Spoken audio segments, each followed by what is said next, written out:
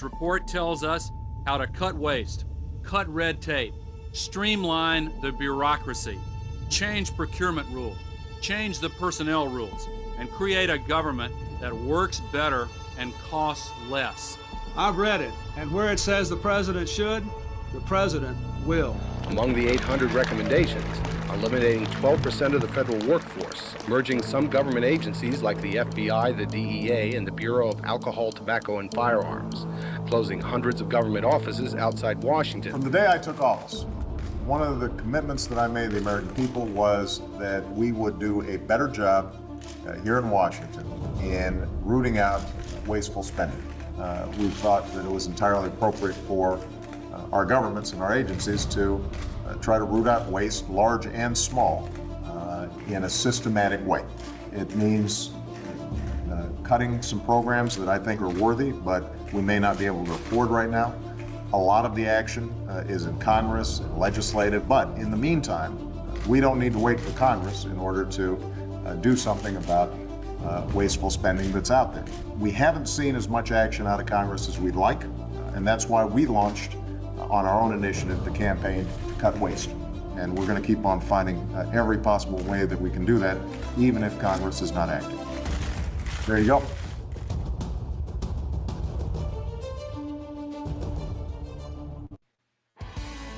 Thank you, Eric Burleson, for that video from another Missouri boy. Good morning, pineapples.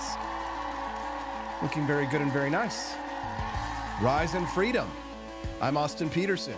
You're watching and listening to the Wake Up America show on the 4 Liberty Network, a large-scale social deception. Elon Musk finds $9 million that was sent to Reuters news agency by the U.S. government for a large-scale social deception.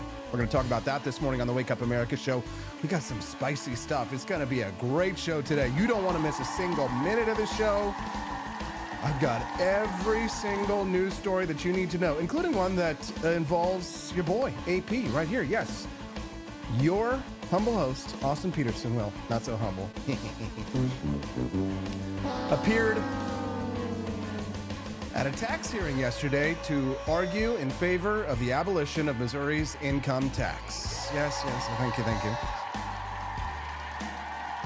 And while I was waiting to give my testimony, there was a Missouri state senator who was in the hearing who was just reading the riot act to one of her fellow senators who was testifying in favor of the income tax. This is a Democrat woman, Barbara Washington, from my semi-hometown, Kansas City, Missouri. And I was like, sparks are flying in here. I was like, this is good stuff. So I whipped out my camera and I started to record. We are in public after all. The Supreme Court has ruled that people who are in public have no expectations of privacy, and that recording someone in public, especially someone who's in the middle of doing public service, quote unquote, they're supposed to be public servants, but they sure don't act like it. I've got the video, not of my testimony itself, which I can assure you was quite spicy and delicious. I will share with you the story of what happened, but I do have the video of her turning to me in the middle of grilling a senator while I'm in the audience, mind you. She has no idea who I am, why I'm there. I could have been a Democrat for all she knew. And she immediately starts threatening me, right? She threatens to sue me. She threatens to have me expelled from the hearing. She tells me to stop recording. Well, do you think that boy AP stopped recording? No. So you'll get to see the video first. And need I remind you that this is what your public, quote unquote, servants think of you. This is how they act. Now, this is just, if you have never been to a congressional hearing in your state or federal, you may think, oh, wow, I'm going to go and I'm going to speak in favor of a piece of legislation. If you think that you're just going to get away with practicing your First Amendment rights in this country, well, you got something else coming to you, because you don't get to just practice your First Amendment rights in this country. If you want to practice your First Amendment rights in this country, if you want to speak out in favor or against, against a piece of legislation, you're going to have to suffer the consequences. Well, that's why you send people like me out there. Your friendly neighborhood Spider-Man. a mercenary for liberty, a sellsword perhaps, but also a true believer, and some might say a patriot, although what you might think so. Couldn't possibly comment. I'd love to hear your thoughts on what's happening in the news of the day. You can send me texts. Let me know what's on your mind at that text line on the screen, 573-319-1586. In many ways, not just because of that, but because of other things as well. Yesterday was actually kind of one of the, like, low-key, one of the greatest days of my life.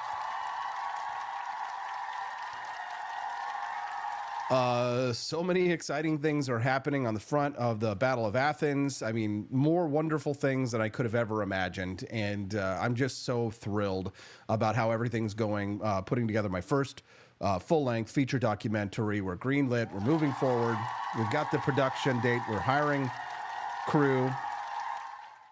I'm so thrilled to be able to follow my dreams, and it's because of people like yourself.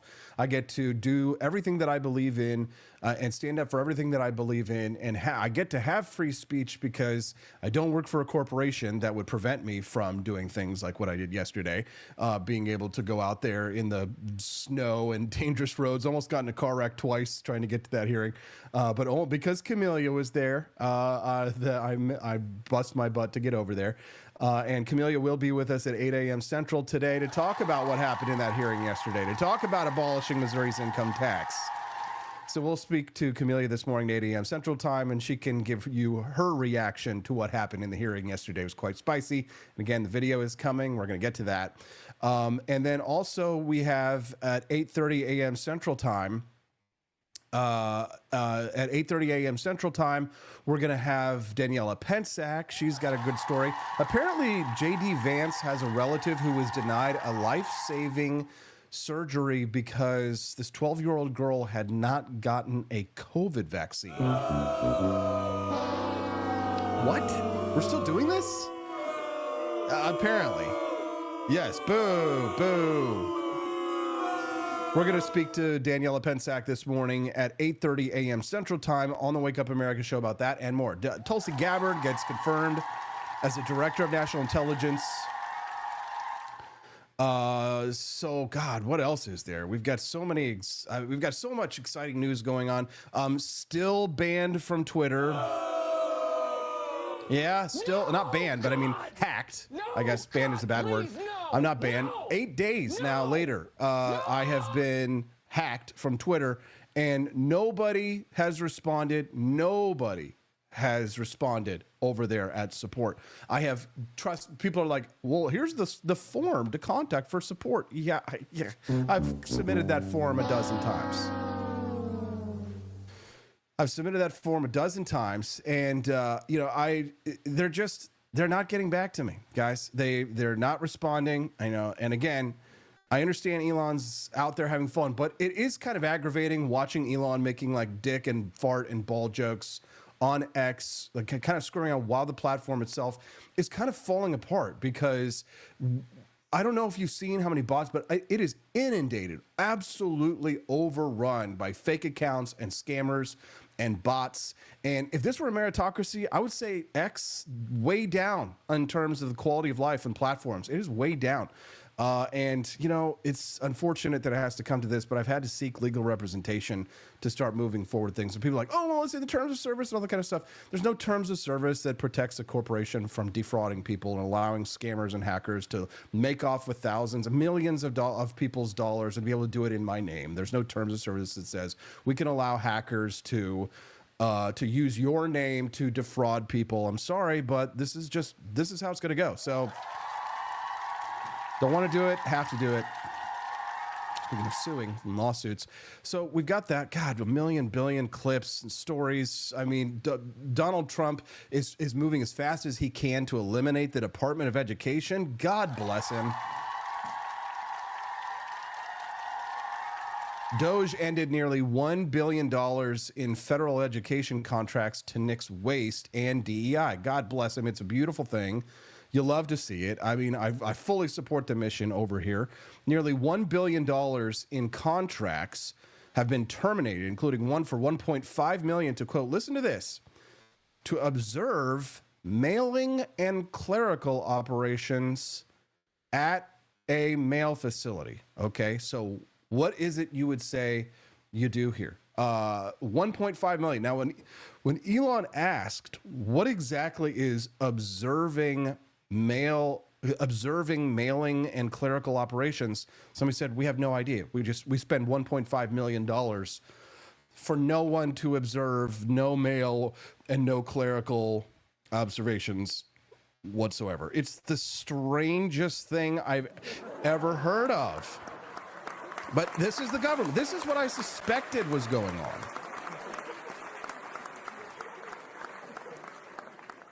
So we've got that and more. Did you like that clip I played at the beginning of Al Gore and Bill Clinton and Barack Obama talking about cutting waste in government? You want to talk about the large-scale social deception? The large-scale social deception is that the Democrats were ever interested in. The deception was that they were going to cut waste, fraud, and abuse, when in reality, it was all just a shell game. It was three-card Monty, right? You elect me, and I'm going to, and you're going to win the game. Eventually, you're going to see the kinds of things that you want to see happen, right?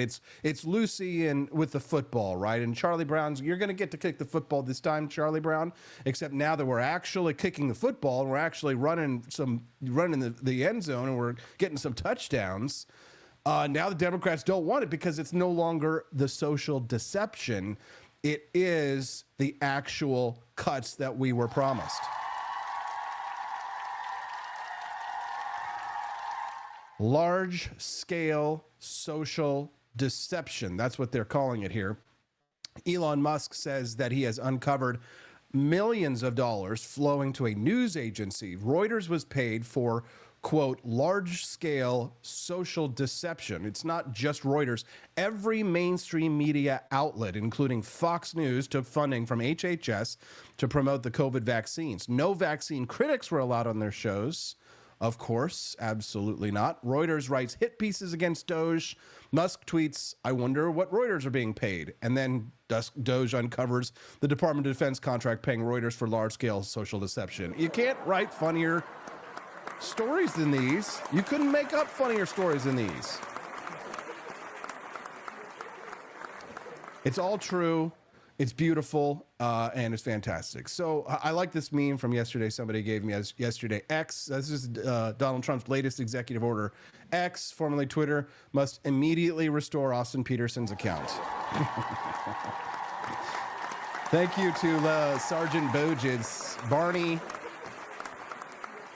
Barney style. Appreciate you over there making that Donald Trump meme for me. So do you guys want to skip to the fun stuff? You want to get right away seeing your boy being threatened by a public servant? You want to see it? Here it is. So this is 2 minutes long. And here I am, and I got to tell you, like, it was kind of frightening. I mean, you're sitting there. I was just thinking, okay, I'm just going to record her. She's reading this senator who's sitting there testifying on the Riot Act. I'm like, oh man, sparks are flying. This is good stuff. I'm going to record her. Well, she didn't like that. Senator Barbara Washington from Missouri. Watch how she reacts. Watch how your public servants. This is what your public servants think of you. The people that you pay with your tax dollars. This is what they think of you.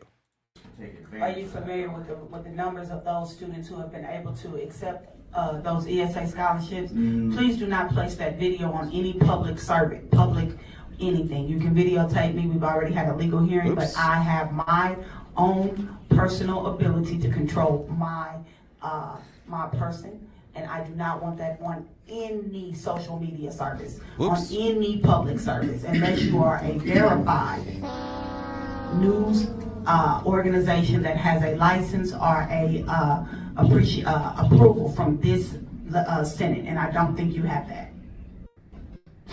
And I am a lawyer, and I do like to sue, so do not use my image on anything public, not one thing. Not your Facebook, not your Twitter, X, whatever you have. Unless you are a news media organization, you cannot use my image. Sorry, Senator.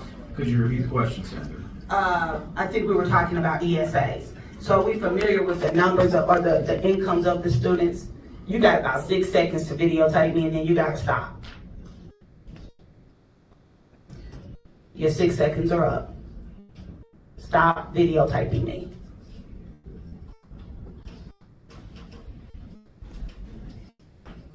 Sir, stop videotaping me. or we're going to ask you to leave.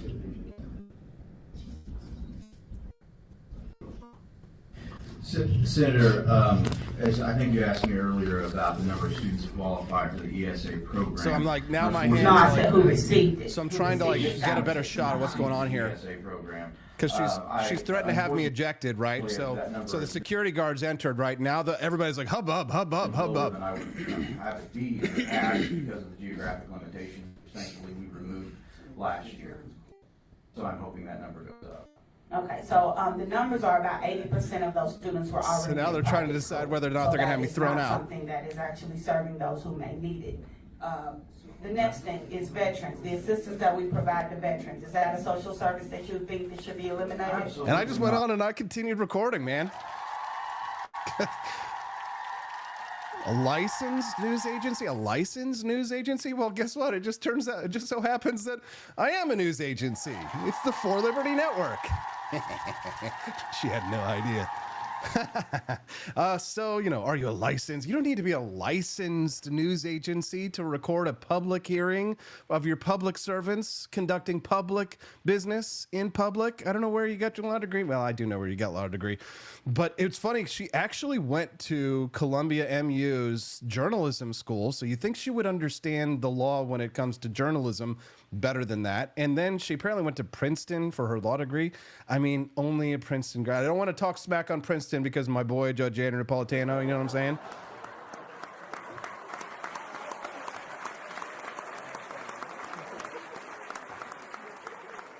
Ah, yes, the tolerant left, the Democrats. This is what your public servants think of you, by the way. If you were to go to the Capitol and were to try and speak your piece about in favor or against a piece of legislation, this is how your public quote-unquote servants will treat you. And if you think that she was like that when I wasn't even testifying, I mean, when I went up and got in front of her and started testifying in front of her, oh my God, she was just not having it. She was like, did you drive here on public roads today? You know, it was about the taxes, right? Because I'm trying to advocate in favor of abolishing the income tax. And I brought a box of my Founding Flavors coffee with me that day. I put it up there. And I had my Gulf of America. I had my Gulf of America cup with me too. So I had my Founding Flavors, my Gulf of America. And I mean, the Democrats were so mad that I had brought my products. They were trying to tell me to take it off of the desk where I was sitting, and I did not. I was like, I'm trying to explain to you all where these taxes come from.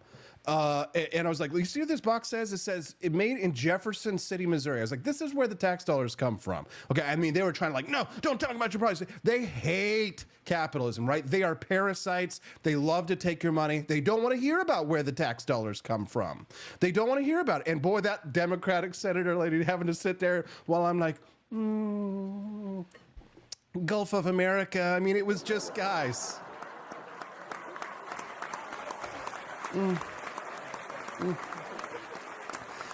Imagine her sitting, and it was the Benjamin Franklin's electric elixir, which I got in my bag over here. Hold on. Look at this. So I'm sitting there. Oh my God. I'm sitting there at the desk, and I'm whipping. I got Benjamin Franklin right there. You know, I'm like, this is business. You know, it says Jefferson City, Missouri. And she's like, you know, the Democrats, they hate commerce, right? They hate capitalism. And then they see, you know, the Gulf of America thing, and they're mad. They already know I'm a big Donald Trump fan. And I'm trying to give them testimony, explaining to them why I think taxation is theft. And apparently somebody made a bet that I would say taxation is theft. Well, whoever made that bet won that bet, because of course I explained why taxation was theft. And then she tried to get me with the roads. Who will build the roads? I kid you not. She asked if I drove there on public roads. And I kid you not, I said, well, actually, I started out on a private road today. And she's like, private road, yes. Yeah, it's a private road in front of my house here. Then she's like, did you get here on a public road? And you get here on a public road? I was like, okay. Yeah, but I think the road should be sold to Nestle and Walt Disney World. Oh my God. And even the Republicans were nervous. The Republicans were nervous. I mean, Camelia will tell you all about it. She was there. She saw the whole thing. She's going to be with us this morning at 8 a.m. Central Time. It is going to be an awesome show. It's the Wake Up America show with Austin Petersen, where you get to watch your boy in action sometimes. It's more than just a talk show. It's more than just talk. AP gets up there, he gets in there, he gets his little camera, and he gets in their face, and he gets you the good stuff. Social media service on any public service, unless you are a verified news organization that has a license or a approval from this Senate, and I don't think you have that. And I am a lawyer and I do like to sue, so do not use my image on anything public, not one thing. Not your Facebook, not your Twitter, X, whatever you have. Unless you are a news media organization, you cannot use my image. Sorry, Senator. Could you repeat the question, Senator? I think we were talking about ESAs. So are we familiar with the numbers of, or the incomes of the students? You got about 6 seconds to videotape me and then you gotta stop. Your 6 seconds are up. Stop videotaping me.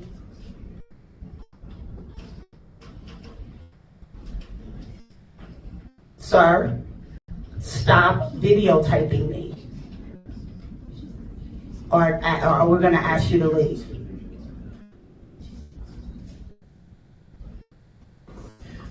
Senator, as I think you asked me earlier about the number of students who qualify for the ESA program. Unfortunately, No, I said who received it. There you go. Speaking of Kansas City Democrats, here's the federal congressman from the Kansas City. Oops, excuse me. Hold on one second. There we go. Now, I'm going to be quick because I want to send a message to somebody. Elon, take your musty millions and musty Moscow rights to the moon. Because if you don't, we're going to stand up, we're going to speak out, we're going to march, we're going to do anything we need to do to make sure that the people of this country understand that the CFPB is for them. You get your musty hands off of our money or go to Moscow, you musty moon. I thought black people were supposed to have rhythm, or I thought they were supposed to, like, be able to rap. What happened? The tolerant left. He's not been transparent. I mean, there may be... They are making routine announcements about the things they are finding, and they are inviting questions about the things they are finding every single day. But by definition, he's not being transparent. They're not providing data for the things that they say they have found evidence of. They just aren't. The White House has provided... You can make announcements, and he also did admit that he actually... So you just don't believe it. I mean, they are providing information. You just choose not to believe that it's true. He's not been transparent. I mean, there may be... They are making routine announcements about the things they are finding, and they are inviting questions about the things they are finding every single day. But by definition, he's not being transparent. They're not providing data for the things that they say they have found evidence of. They just aren't. The White House has provided... You can make announcements, and he also did admit that he actually... So you just don't believe it. I mean, they are providing information. You just choose not to believe that it's true. Go Scott Jennings.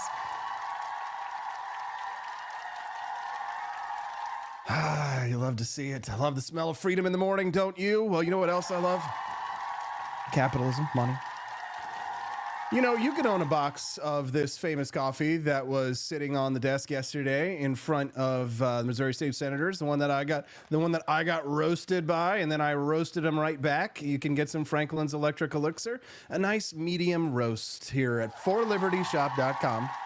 A delicious medium roast. You could get this box at forlibertyshop.com. Well, not this box. This box is now legendary. It's like Gary Johnson's trash pistol that I have sitting up on my other desk in the dining room there. But this one here now, this is legend, and it shall go on my shelf here as a piece of legend. I'm still going to drink the coffee out of it, though. Here we go. That legendary roast. Founding Flavors Coffee. Grab a box today at forlibertyshop.com. Help support the mission over here as we fight for your freedom and we endure the slings and arrows and outrageous fortunes of Missouri Democrats. Why don't ya? Or maybe a rumble rant. Support the Wake Up America show and bless me with something. Can you bless me with something? Oh, gosh. Oh, gosh. Money-wise. Can you get... It's the Wake Up America show where every day is another fresh chance to fight for liberty. And on the federals, I'm doing my part here on the state side, and Elon and Trump and DOGE are doing their part on the federal side. Look, the Department of Education's a big con job. We're ranked, so they rank the top 40 countries in the world. We're ranked number 40th, but we're ranked number 1 in one department, costs per pupil. So we spend more per pupil than any other country in the world, but we're ranked number 40. We've been between 38 and 40. The last time I looked, it was 38, and then I looked 2 days ago, it came out the new list. It came out at number 40, so we're ranked 40. Norway, Denmark, Sweden, I hate to say it, China, as big as it is, it's ranked in the top 5, and that's a primary competitor. We're ranked number 40. So if we're ranked number 40, that means something's really wrong, right? And I say send it back to Iowa, to Idaho, to Colorado. Send it back to places that, and there are a lot of Indiana. You have a great new governor. You have a great senator that Jim Banks just got elected. You got great people. I'll tell you what, Indiana is going to be fantastic. We probably have 35, maybe 37 states that will do as well as Denmark, Norway, Finland, Sweden. They'll be just as good. Then you have the ones that we all know about. It'll be the same story. But you know what? Even they will be good. Because you look at New York, you give it to Westchester County, you give it to Long Island, you give it to Nassau County, you give it to Suffolk County. Same thing you go out to, and you give it to upstate New York. So you'd have 4 or 5 sections. You give it to Manhattan. Manhattan's a little bit tougher. For some reason, I don't know why it would be tougher, but it is. You give to California, and you go to various areas outside of Los Angeles, and you might have 6 or 7 different subgroups. But generally, like if you go to Iowa, you give it to Iowa. You don't have subgroups, you have Iowa. And other places that do a good job. If they do a good job, they're going to do a great job in education. Donald Trump said Wednesday he wants to shut down the Department of Education as soon as possible. God, it's freaking beautiful. Blast the U.S. education system for being ranked 40th in the world, but being ranked number 1 in terms of cost per pupil. Now, this order would call on Congress to pass a bill to completely dismantle the department, which was created in part through legislation enacted by President Jimmy Carter. Department of Government Efficiency head Elon Musk is going through the Department of Education to look for cuts, as he already did with USAID. He'll be looking at education pretty quickly, Trump said Friday about Musk's plans. Trump had campaigned on ending the Department of Education and sending education back to the states, of course, and he nominated Linda McMahon for that effort. He specifically called out the department for making education decisions in Washington, D.C., far away from school districts across the country, and filling the curriculum with liberal content. Trump said at a rally in September, "We will drain the government education swamp and stop the abuse of your taxpayer dollars to indoctrinate America's youth on things that you don't want to have our youth hearing." Gosh, bless him. It's a wonderful thing. We are so lucky. We are so stinking lucky that President Trump won this election. I mean, it's phenomenal. And on top of that, he's working to work with Vladimir Putin to end the disastrous war in Ukraine before it spreads. And we're going to be meeting, actually tomorrow they're meeting in Munich, as you know, and we're going to have some other meetings, and I'll be dealing with President Putin largely on the phone, and we ultimately expect to meet. In fact, we expect that he'll come here and I'll go there, and we're going to meet also probably in Saudi Arabia the first time. We'll meet in Saudi Arabia, see if we can get something done. But we want to end that war. That war is a disaster. It's a really bloody, horrible war. And we're going to be meeting. Thank you, Mr. President. Biden couldn't do it. Trump has. This is a massive fraud that's taken place. And then you have judges that are activists, and they sit there and they say, oh, as an example, $59 million going to a little small group in New York City. You get nothing going to North Carolina to help nothing. They say we don't have any money because they've given it away on the border. But you have nothing. What they did to North Carolina is a shame. And then they sent $59 million to New York City for a hotel for a little bit of nothing. What they've done, a hotel that was not luxury, that's getting luxury rates for migrants, where they're making a fortune, and we catch them. We catch them. But a judge says, well, even though it may be a fraud, you have to send the money in anyway. Send the money. I said, wait a minute. We have money that shouldn't go because we caught it before it was sent out. But they want the money to go anyway. And I think you're going to have a lot of things to look at, Pam. I really do. What's going on with this?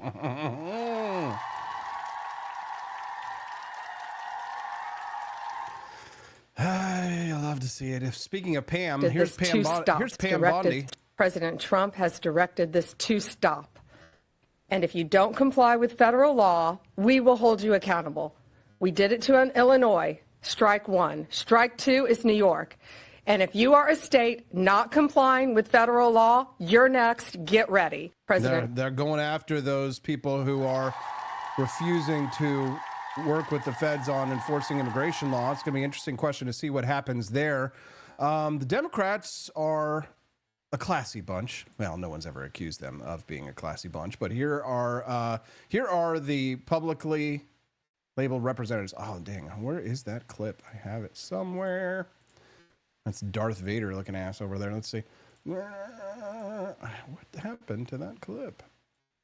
Give me just a moment, guys. No. Oh, here we go. Here we are. Representative Garcia. Now, I find it ironic, of course, that our chairwoman, Congresswoman Green, is in charge of running this committee. Now, in the last Congress, Chairwoman Green literally showed a dick pic in our oversight congressional hearing. So I thought I'd bring one as well. Now, this, of course, we know is President Elon Musk. He's also the world's richest man. He was the biggest political donor in the last election. He has billions of dollars in conflicts of interest, and we know that he is leading a power grab, also abided by and encouraged by Donald Trump and, of course, the chairwoman, Congresswoman Green. But I also want to run through what DOGE actually is going to do. It's a demolition plan that's going to run through our government. Yeah. DOGE is trying to abolish the Department of Education. Yoo-hoo! That means opportunities denied to kids. It means you're ripping away opportunities for children with disabilities who are dependent on this money. You're also halting... Ask the church for charity. ...research, which is also critical, which we have to also stop. The idea that we are going to eliminate or destroy the Department of National Institutes of Health, NIH, is crazy. Let's talk about the Department of Labor. We're talking about protections for working people across this country, where people can actually complain about abuses their companies are making against... And here he is. Same congressman being asked about that moment there by CNN. I want to hear why, but do you think that calling Elon Musk a dick is effective messaging for confronting what is a potentially irreversible transformation of the U.S. government? Dude, we got to see. Can we just comment on the fact that CNN is having to say hairy balls and dick, and not just because of Elon Musk, too. It's because of our elected representatives. Well, he is a dick. And I think that he's also harming the American public in an enormous way. And what I think is really important, and what the American public want, is for us to bring actual weapons to this bar fight. This is an actual fight for democracy, for the future of this country. And it's important to push back on the chairperson of this committee. I mean, Marjorie Taylor Greene talks about having decorum, about bipartisanship.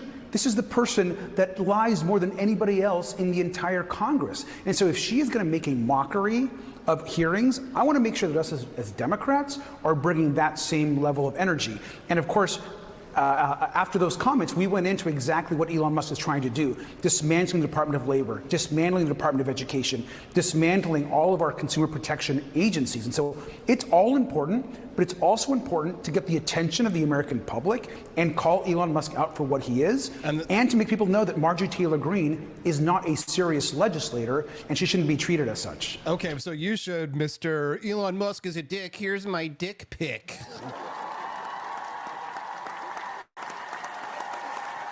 Good morning, pineapples. Good morning, pineapple. Looking very good and very nice. Welcome to the Wake Up America show. Good morning, pineapple. Looking very good, very nice. Welcome to the Wake Up America show. I'm your host, Austin Petersen, freedom fighter extraordinaire. My spider senses are tingling. Camelia Petersen will be joining us here in 20 minutes to talk about that hearing where I was threatened yesterday by a public servant. Can you believe it? Senator Barbara Washington from Kansas City, shame on you.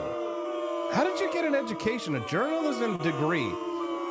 She got a journalism degree from the best journalism school in the country, Columbia MU, and then she goes to Princeton.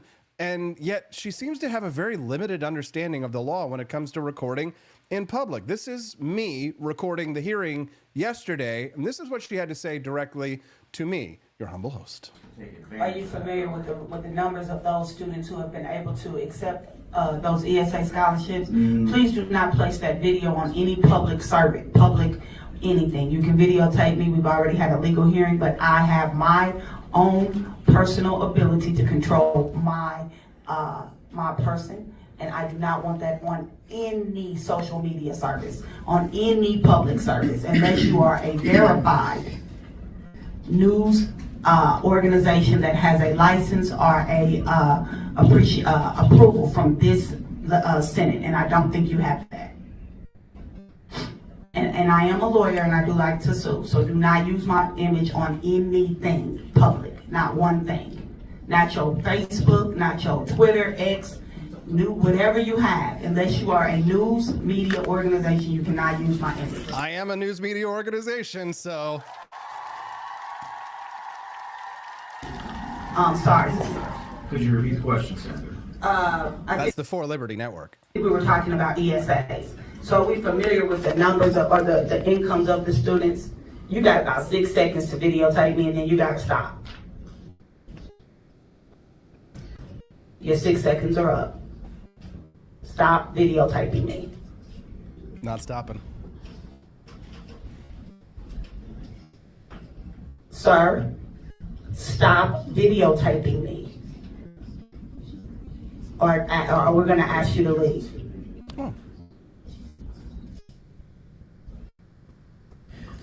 Senator, I think you asked me earlier about... Yeah, baby. And I just kept recording. And then I testified, and I had to, submit myself to cross-examination from her. Camelia will give you all the details. I don't want to pat myself on the back too much, but yesterday was a fine day, a beautiful day, a lovely day. Are you not entertained? Good morning, pineapples. I'm noticing your lack of Rumble rants is disturbing. I find your lack of Rumble rants disturbing. Come on, guys. I am but a humble public servant. Drop those Rumble rants or go to forlibertyshop.com, buy a box of coffee if that's your thing, or tea for Liberty at forlibertyshop.com. That's the number 4, libertyshop.com. Go to forlibertyshop.com, guys. Help support this network in case I do get sued. Help support the Wake Up America show and the For Liberty Network by dropping those Rumble rants in right now, guys. Show your appreciation.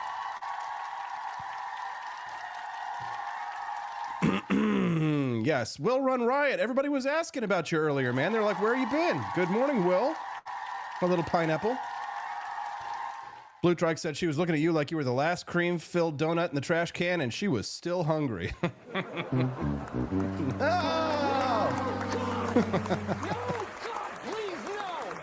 No! Don't eat me! Don't eat me! Oh, speaking of delicious, Tulsi Gabbard confirmed yesterday. Mr. President, first and foremost, I just want to say thank you from the bottom of my heart for the trust that you have placed in me to fulfill this critical position as Director of National Intelligence at any time, but specifically during this time. This is the first time we've ever had a hot Director of National Intelligence.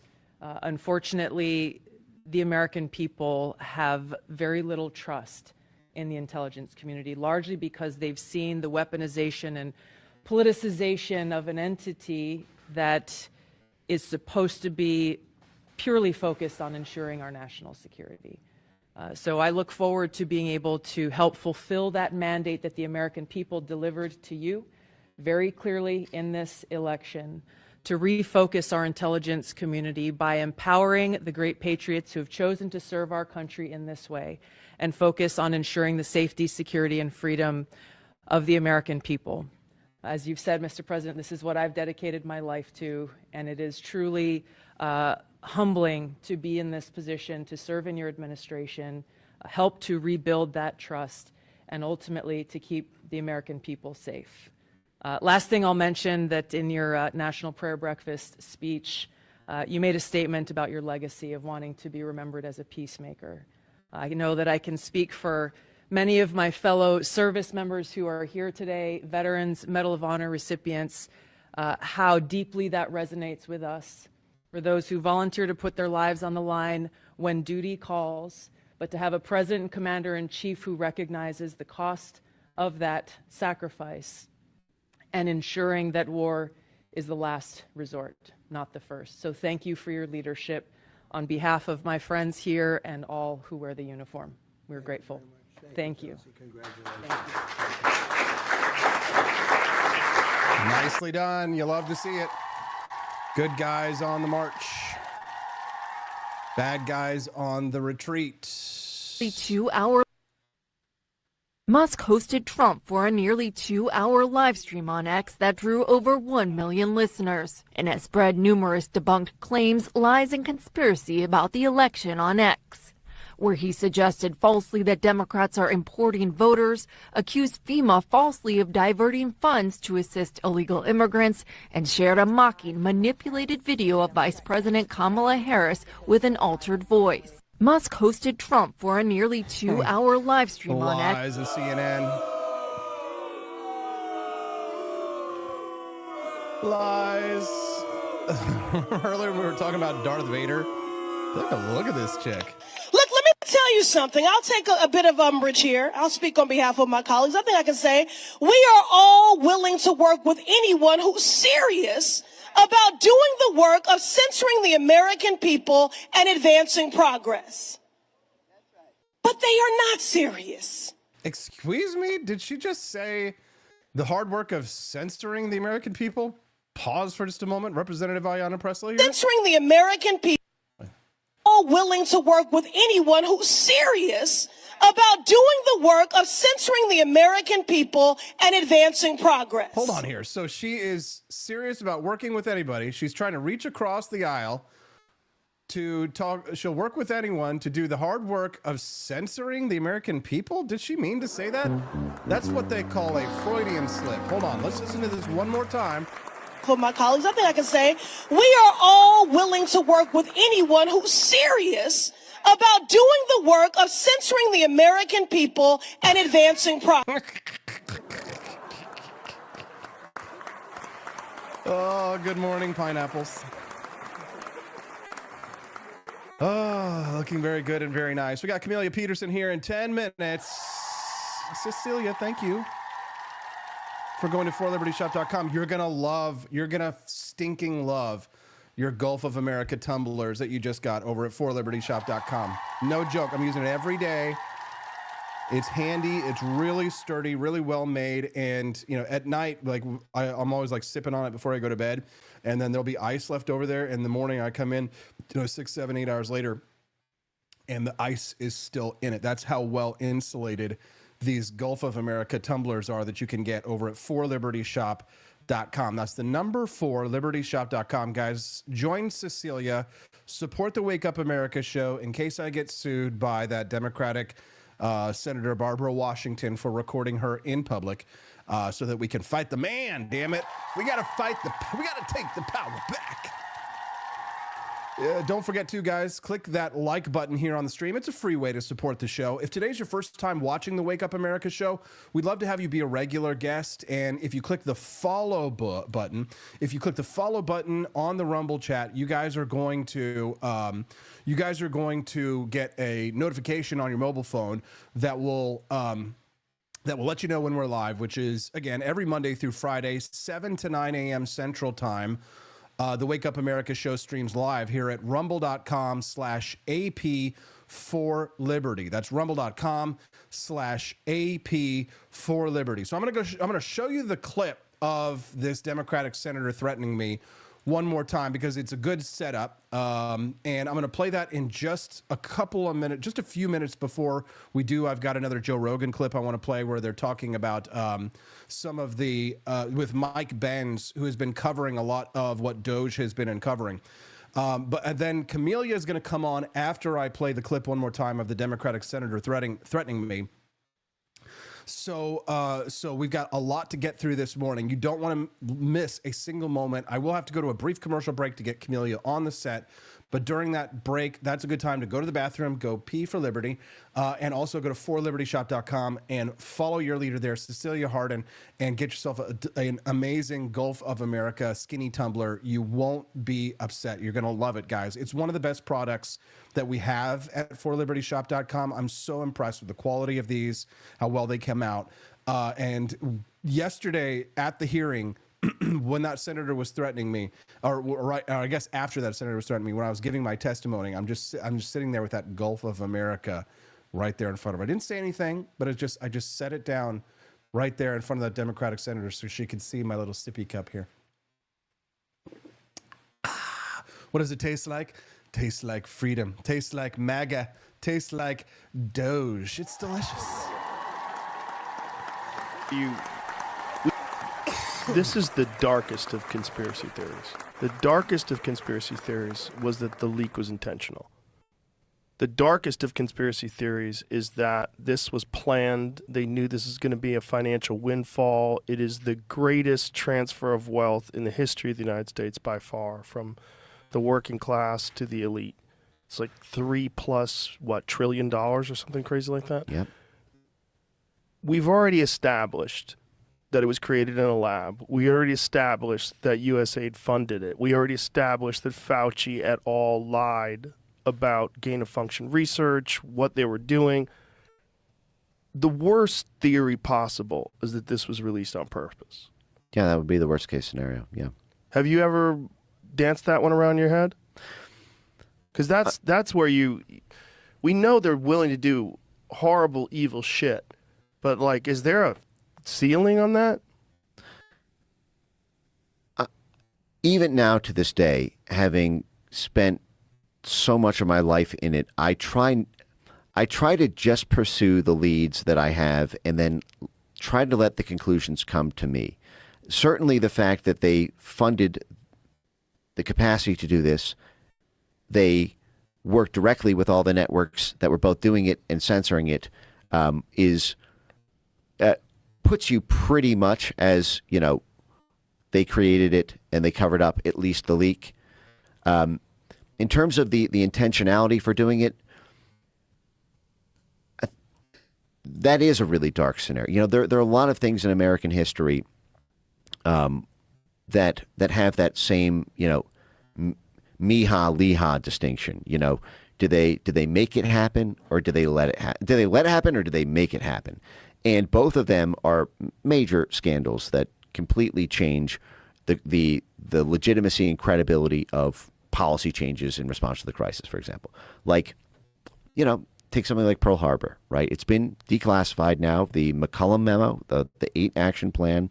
Are you familiar with this? Yes. Yeah, right. And this was, written before the bombing, and it was 8 ways to get Japan to attack us, because we don't have diplomatic cover to declare war on them. But if we get them to attack us, and we can then spiral that into a war predicate. I mean, they're the same thing, for example, with the Northwoods memo, with pretext to war with Cuba and cooking up all these, hijacking our own planes, sinking our own ships, doing riots on the streets of Miami, and then saying that it was the Cuban government behind it. Same thing with Vietnam, Gulf of Tonkin. Same thing with with the weapons of mass destruction predicate for invading Iraq. Did we know that were we duped and the crime was negligence for letting our national security state believe the New York Times reporting on chemical and biological and weapons of mass destruction in Iraq, or did we make that happen? Was that something that we knew was not true based on our own intelligence, but because there was a useful thing there? And a lot of people have the same thoughts about issues around 9/11 and any number of crisis events. And I suppose I have my own thoughts on it. They're not fully settled, and because they are beyond the evidence I currently have, I stay in the zone of this is what they did to create it. This is what they did to cover it up. Here are the stars in the sky. Draw your own constellation from there. Mm-hmm. Interesting way of thinking about things. And I like that he doesn't say, this absolutely is what it is, and I can, this is how it is. I like that he lets people draw their own conclusions from things, because I think that's very important. All right. So draw your own conclusions from this. Democratic Senator from Missouri, Barbara Washington, yesterday, grilling a fellow senator in a hearing that is about a bill that would abolish Missouri's income tax. Beautiful.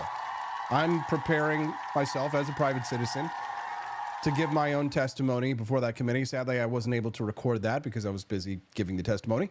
But when she started reading a fellow senator the Riot Act, I pulled out my phone and started recording because I thought, wow, this is interesting. Because sparks are flying. It's a First Amendment right to record what's happening in public. And I may not be a licensed news agency. I don't think, can you get a license to be a news agency in Missouri? I don't think so. But I am a news agency, the For Liberty Network. But she didn't like that. And isn't it ironic? You can see that there's literally a camera behind her recording her as she says this to me. Watch this. Are you familiar with the numbers of those students who have been able to accept those ESA scholarships? Please do not place that video on any public servant, public anything. You can videotape me. We've already had a legal hearing, but I have my own personal ability to control my person, and I do not want that on any social media service, on any public service, unless you are a verified news organization that... Am I a verified news organization? Verifiably based. Has a license or a approval from this Senate, and I don't think you have that. I do. And I am a lawyer, and I do like to sue, so do not use my image on anything public, not one thing. Not your Facebook, not your Twitter, X, whatever you have, unless you are a news media I used to have X organization, you cannot use my image. Sorry, Senator. Could you repeat the question, Senator? I think we were talking about ESAs. So are we familiar with the numbers or the incomes of the students? You got about 6 seconds to videotape me, and then you got to stop. Your 6 seconds are up. Stop videotaping me.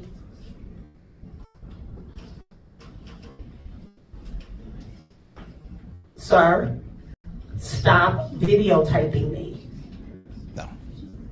Or we're going to ask you to leave.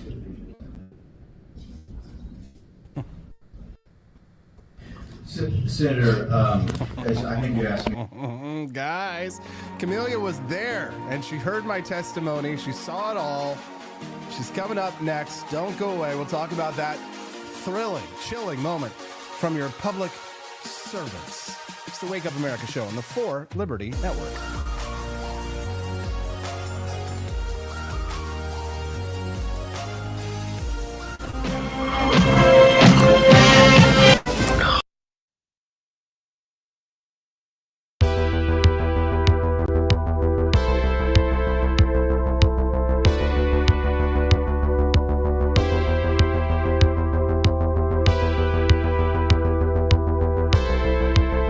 Are you tired of the strange radioactive effects of leftist culture? Do you ever wonder what happened to good old-fashioned American values? Well, fear no more, because there's a new force fighting back against the cultural rot of today. Introducing Culturama, a right-of-center talk show that's taking back the future today. Hosted by none other than blonde bombshell herself, Daniela Pensack. She's not just talking, she's taking culture back. With sharp takes, brilliant guests, and a few surprises along the way. Tune in to the live video podcast twice a week, because the future doesn't have to be weird. It can be Culturama.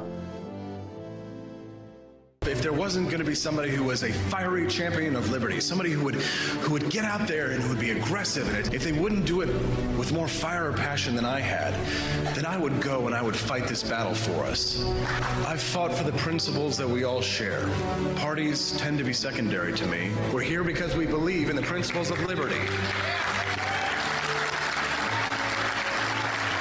I am not a perfect messenger, but I think I'm a damn good one.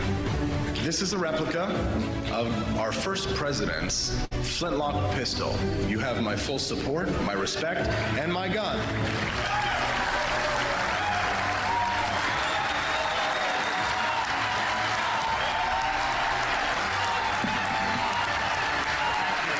I think that the heart of my philosophy is much more libertarianism than well, that's the fashionable word these days, I guess. A conservative is no longer just that. He's a libertarian and always has been.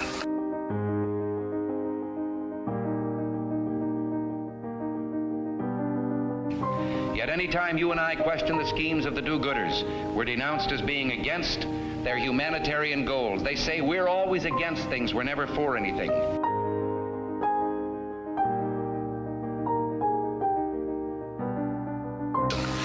What is fascism? Fascism is private ownership, private enterprise, but total government control and regulation.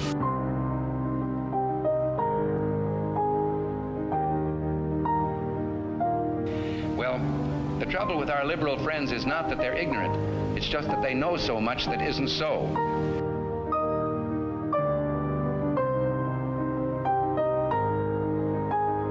If we lose freedom here, there's no place to escape to. This is the last stand on earth.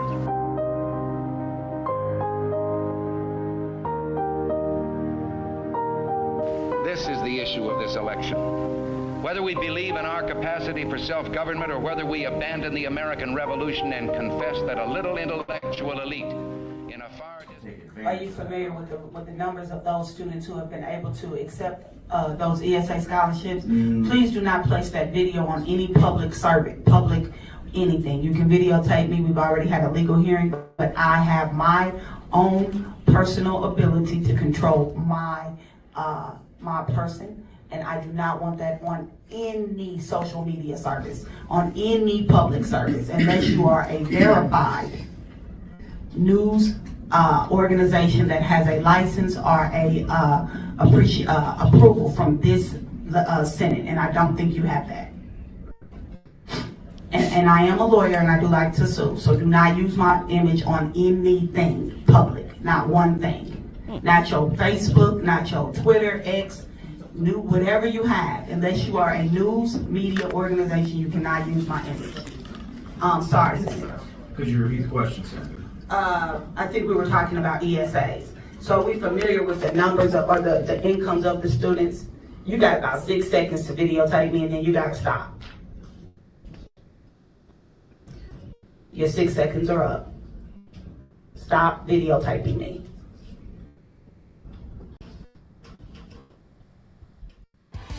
I didn't stop. Good morning. Rise in freedom. I'm Austin Petersen. You know, we don't stop. We don't stop fighting for freedom. This is the Wake Up America show, baby. Welcome, welcome, welcome. Gather around.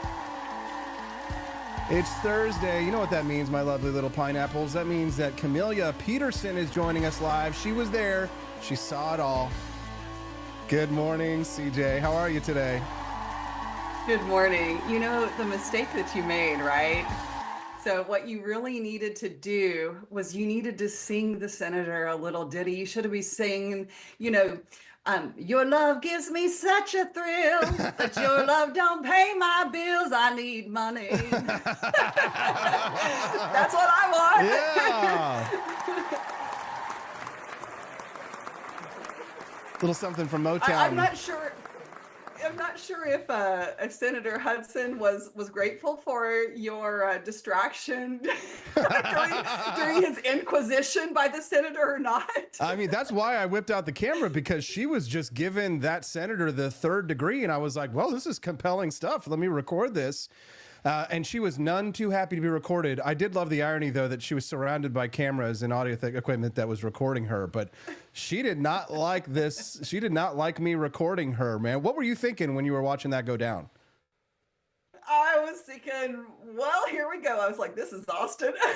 This is a classic Austin situation to be in, isn't it? Trouble just follows me. I will say that it is refreshing to see folks on the other side of the aisle be concerned about personal privacy. I mean, that's kind of a refreshing change of pace. Oh, for themselves, but not for anyone else. Yeah, their own personal privacy, but nobody else. But here's the thing: she had been bragging before this about how she went to the best journalism school in the world, Columbia MU. Then she was bragging about how she got to go to Princeton in New Jersey and how much better their schools were than ours, et cetera, which I thought was kind of rude. And then she displayed a stunning ignorance of the First Amendment and how the First Amendment works in public, at a public hearing. I have a First Amendment right to record her. I guess they didn't teach her that at Columbia MU Journalism School, or what? I mean, this is something that's come up at other state capitals as well. And there are a couple of signs, I think, outside of the galleries for the House or the Senate chamber. I can't remember which one, that does have a little thing on there about, no recording or cameras or something. But everybody ignores that, because the reality is like, this is the people's house. Yeah, damn right. And government should be transparent. And if I want to take pictures, if I want to record, if I want to do anything, like this is the people's house. This is my right. Yeah, damn right. That's why we're there. And I was there to speak my mind about a piece of legislation that is of utmost concern to me personally and to the people of Missouri, and that is to abolish Missouri's income tax. That's why we were there. And then I got to get up and I got to get a little bit of the third degree myself when I got up to give my testimony. How did I do, Camelia? I thought you did very well. And, I told you that the thing that was the most important to me was that these committee members, all day long, every day when they have hearings, they will always see the steady stream of lobbyists. And don't get me wrong, like, I'm one of those lobbyists now, right? But these are the people who do this all of the time. They advocate for the organizations that they're representing. I am advocating for the people, darn it.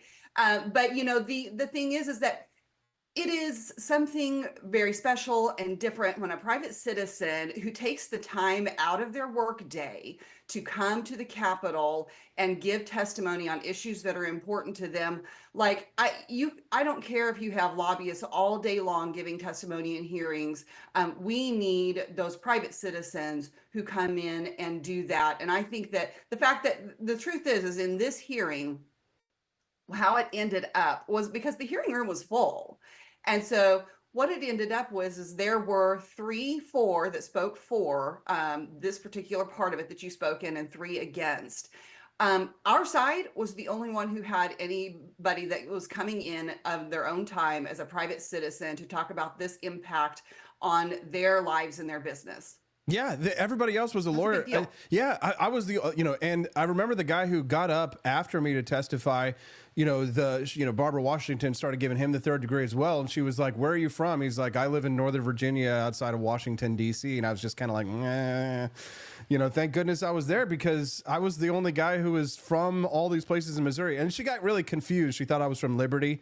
I was just kind of making a little joke about, growing up a hop, skip, and a jump away from Liberty. And I could tell who was a Democrat there in that room, because I brought my little, let me grab it real quick here.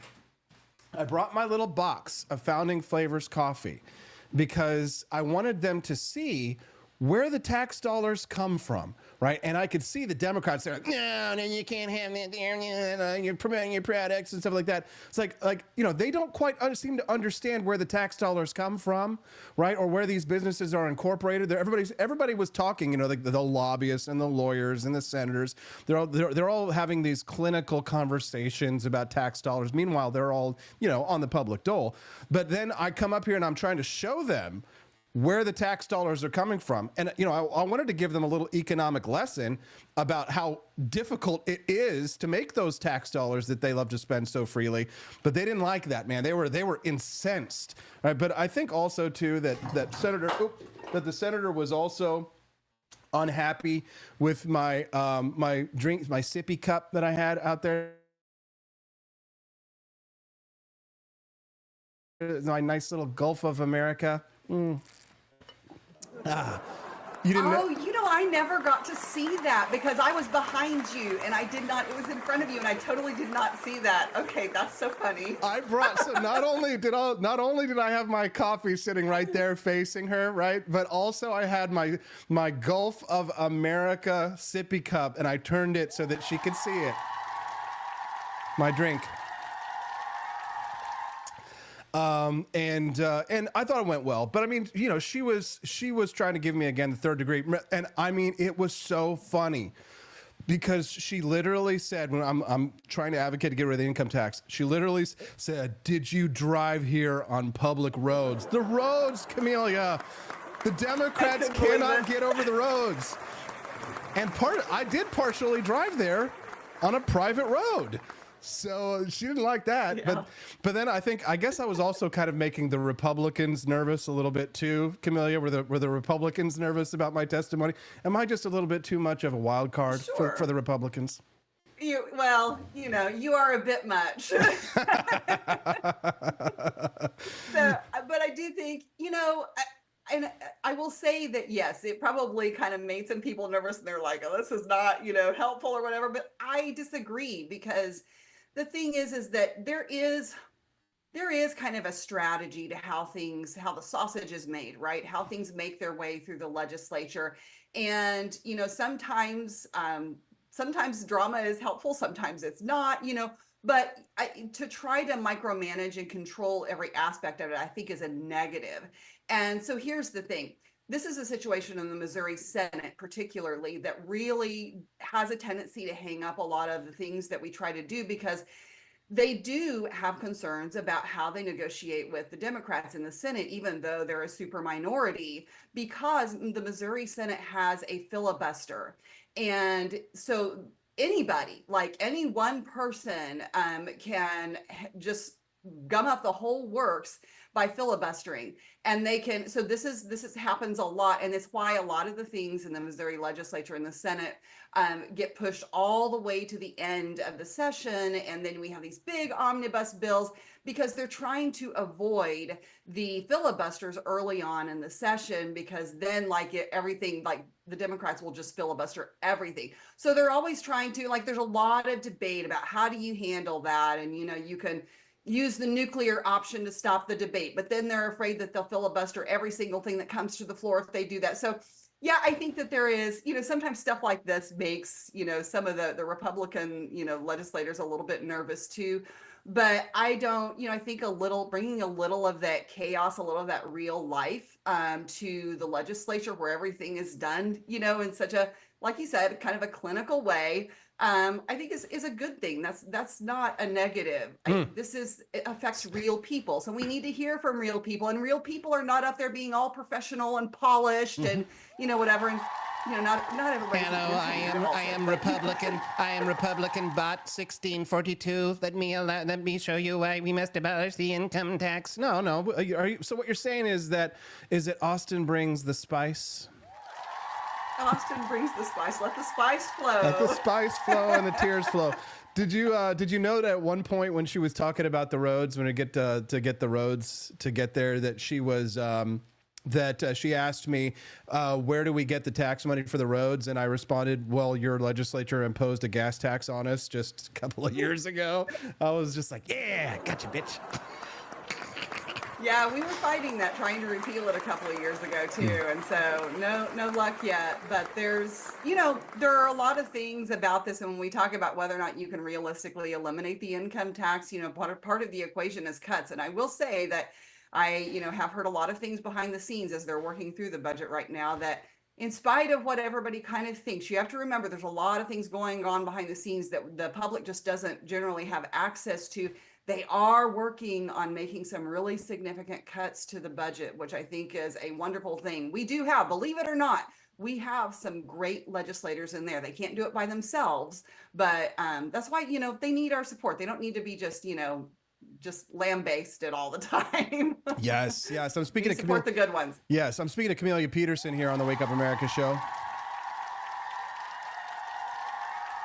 We're glad and thankful to have you here. Click that like button. Camelia joins us every Tuesday and Thursday at 8 a.m. Central Time here on the Wake Up America show. We're talking about a hearing yesterday where I testified in favor of abolishing Missouri's income tax.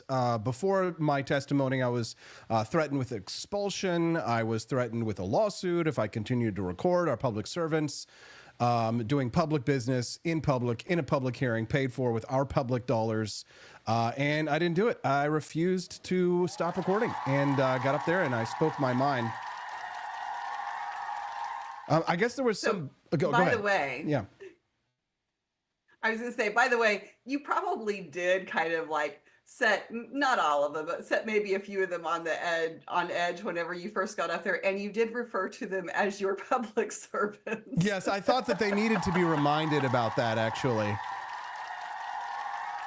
Yeah, because I was all set to just get up there and to give a heartfelt testimony about the income tax, but they decided to provoke me, and they decided to talk down to me.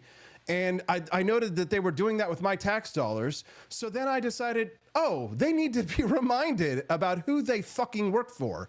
And that is we, the people. We don't work for them. They work for us. And you can tell with the imperious nature that they have as they sit up there, and they're looking down at the audience, that they really do truly feel as if they're the ones who get to dictate to us, you will stop recording. I will sue you. I am a lawyer. You're going to stop right now. She thought that she was going to get away with that and that I was going to back down. I mean, I'm not the type of person to say something like that to. I'm not the type of person that you screw with if you are a public official, because unlike many people, I do know the law and understand the Constitution. So I thought it was important that I do get up there and remind them who they work for and the fact that they are servants, the hired help. My whole testimony, I was considering making it just about the whole point of them being servants and using I think I did use the word servant multiple times then during the testimony. I think one thing is that people forget, is that there was, something deep and meaningful attached to this, and that is the question of whether or not taxation was theft. And I think I pretty clearly stated that taxation was theft during the hearing. Yes, you did. Yeah, it was so funny because during the hearing, I have my little group chat, and they were texting me during all of this, and one of them said, tell Austin I'll give him $1 if he says taxation is theft. I'll do it. So I'll do it for free. I'll do it for free. I'll do it for free every day. You don't got to pay me for that. But it was funny. One of the things think that. Go ahead. Yeah, no, go. Okay. I was going to say, one of the things I think that it is helpful to remember is that, there's, you're right. I mean, there are some legislators who do have kind of a condescending attitude. Now, I would say there were several in that committee and who were sitting on the front row with you who are not those kind of people, right? They're our people, and they have the right attitude about that. But this is really, they are public servants. They are there at the will of the people. And in their defense, to a certain extent, I will say that it's not a good paying job. I know a lot of people like to say that about elected positions, but at least in Missouri, it's not a good paying job. And so I think that we also have to view it not only as our public service, but as a partnership, because we need to work with them too to be productive. So, it's a balance. You need both sides. Sometimes you need to shake things up a little bit, but then, we need the warlords and the diplomats, right? That's right. That's right. Warlords and diplomats, and AP confirmed warlord. I'm going to tell you this. This is just a little personal part of this one. But when she started threatening me, and I'm sitting there recording, I'm trying to hold your hands when you're holding a phone, camera phone, you try to keep your hands steady, right? When I'm using a tripod. So the thing is that my adrenaline started dumping because, you know, I go into fight or flight mode, right? And I want to fight, but I'm not sitting at I'm not sitting at the desk.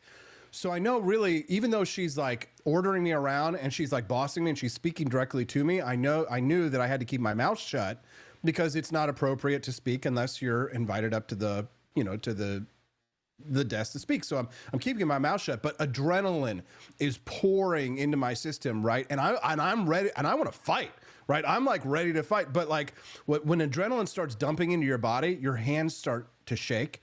I could feel like the tremble. I could feel the trembling coming into my hand because I'm so furious. But I honestly, I don't know who I was praying to, but I just started praying and I was like, just don't let anyone see my hands shake. I don't want them to think I'm afraid because I'm not afraid, damn it. I'm not afraid at all. I'm ready to fight. This is adrenaline, baby. This is not fear. I'm not trembling in fear. I'm trembling with anger, righteous anger.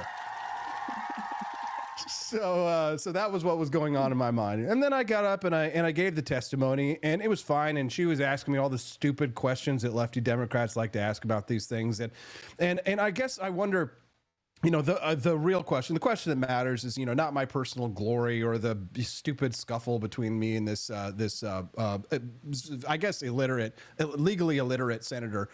Does the abolition of the income tax bill, does that Senate resolution, does it have a chance to actually pass? Can we actually abolish the income tax here in the state of Missouri?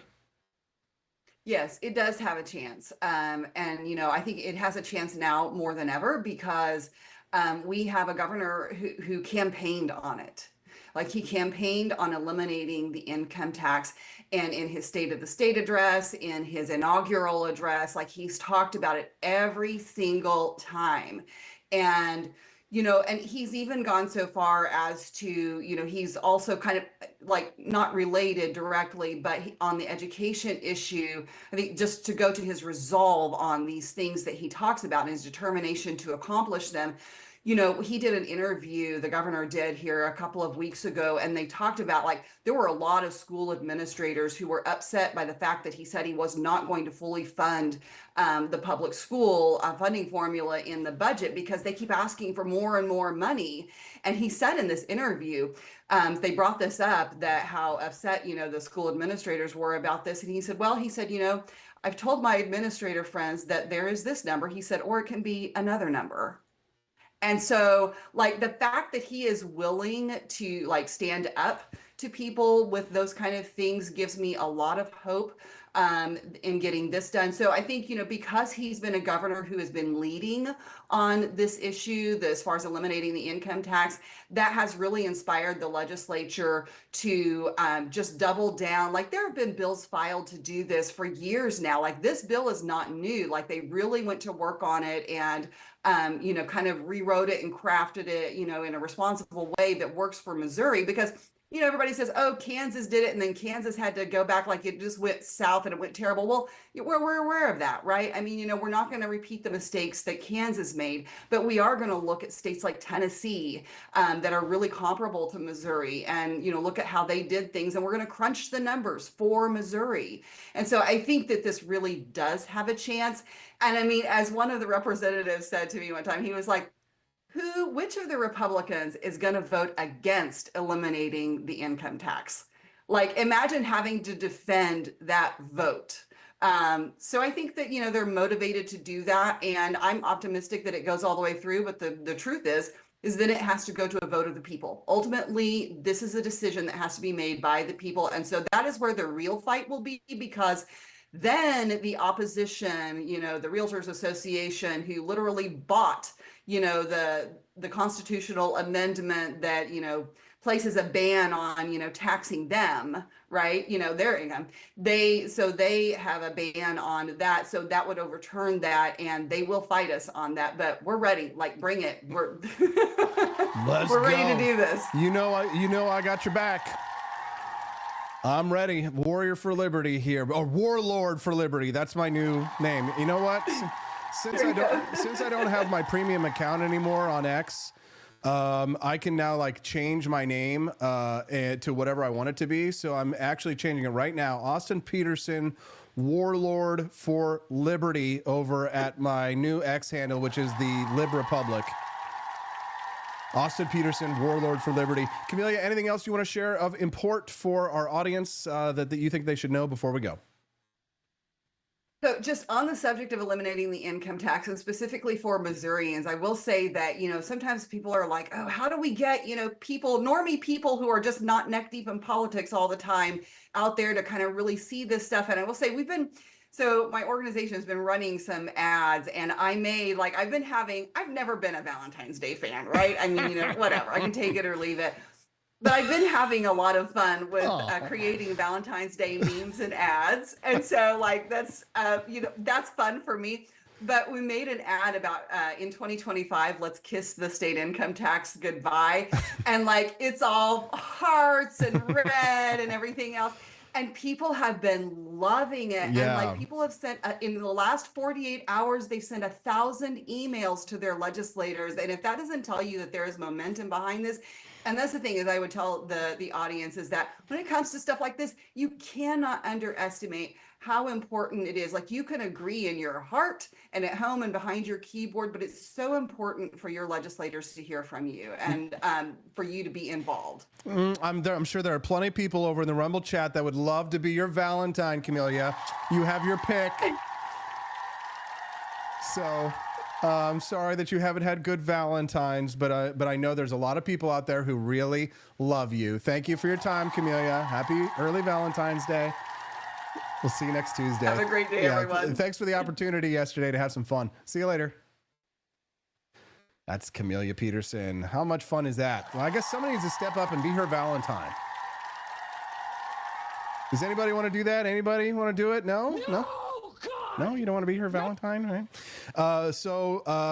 We've got so much fun stuff going on. I've got Daniela Pensack joining us here live in less than 5. A 12-year-old Indiana girl who is related to Vice President JD Vance has been barred from a spot on a heart transplant list because she's not been vaccinated against COVID-19.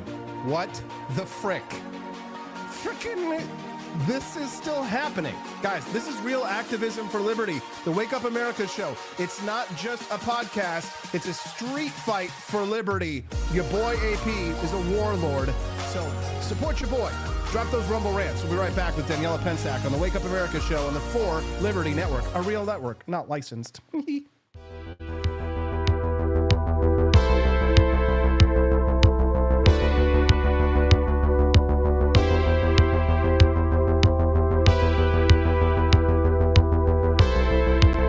Are you tired of the strange radioactive effects of leftist culture? Do you ever wonder what happened to good old-fashioned American values? Well, fear no more, because there's a new force fighting back against the cultural rot of today. Introducing Culturama, a right-of-center talk show that's taking back the future today. Hosted by none other than blonde bombshell herself, Daniela Pensack. She's not just talking, she's taking culture back. With sharp takes, brilliant guests, and a few surprises along the way. Tune in to the live video podcast twice a week, because the future doesn't have to be weird. It can be Culturama. If there wasn't going to be somebody who was a fiery champion of liberty, somebody who would get out there and who would be aggressive, and if they wouldn't do it with more fire or passion than I had, then I would go and I would fight this battle for us. I've fought for the principles that we all share. Parties tend to be secondary to me. We're here because we believe in the principles of liberty. I am not a perfect messenger, but I think I'm a damn good one. This is a replica of our first president's flintlock pistol. You have my full support, my respect, and my gun.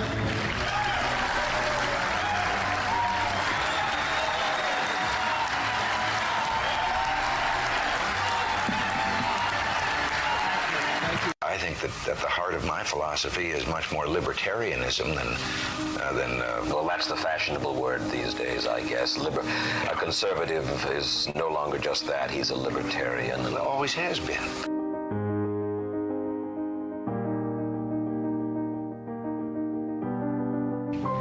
any time you and I question the schemes of the do-gooders, we're denounced as being against their humanitarian goals. They say we're always against things, we're never for anything.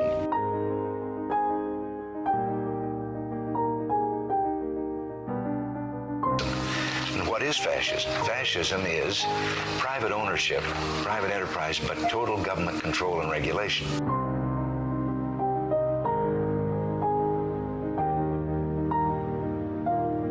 Well, the trouble with our liberal friends is not that they're ignorant. It's just that they know so much that isn't so.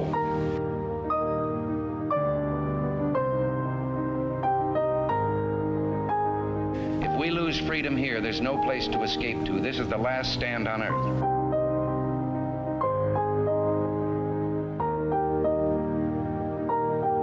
This is the issue of this election. Whether we believe in our capacity for self-government or whether we abandon the American Revolution and confess that a little intellectual elite in a far distant capital can plan our lives for us better than we can plan them ourselves.